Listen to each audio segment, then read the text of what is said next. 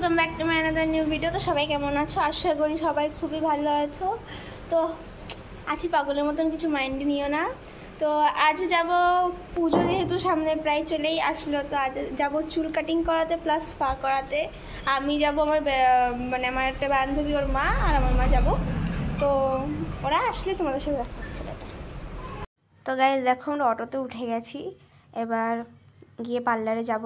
এই যে আমাদের হাবিবস বাজারে। তো ভেতরে গিয়ে কথাবার্তা চলছিল কে কী করবে না করবে।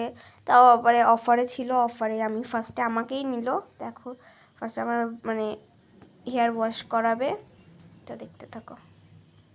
তো গাইজ তারপরে দেখো কী করলাম জানি না আমি, তারপর এরকম হাবা জাবা করতে করতে আমাদের চুল ওয়াশটা আমার প্রায় কমপ্লিট হয়ে যায়। কিন্তু আমার না এই শুয়ে থাকতে প্রচুর প্রবলেম হয়। তো দেখো ও ভিডিও করছিল, ঠিক আছে, আমার মনেই ছিল না। তো আবার আমার ফোনের লকটা খুলে নিজে নিজে ভিডিওটা বানালো।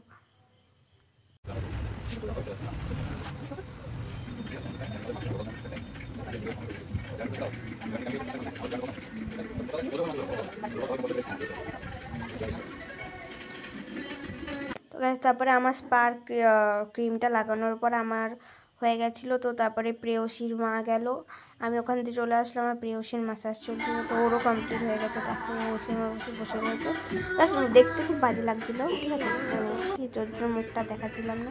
তো আমার মা তো ম্যাসাজ করে দিচ্ছে, আমার মা ঘুমিয়েও পড়েছিল, আর কাকি প্রায় তখন শুরু হয়েছিল।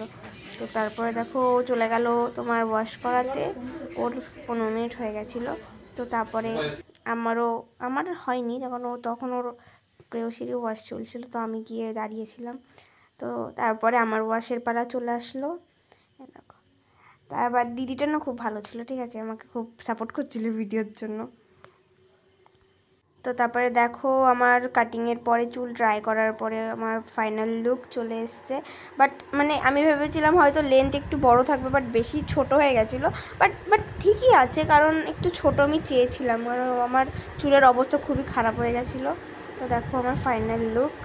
তো তারপরে বাড়ি চলে গেলাম। তো আজকের ভিডিওটা এইটুকুই। ভালো লাগলে like comment share and subscribe করে দিও। তো দেখা হবে নেক্সট ব্লগে। টাটা।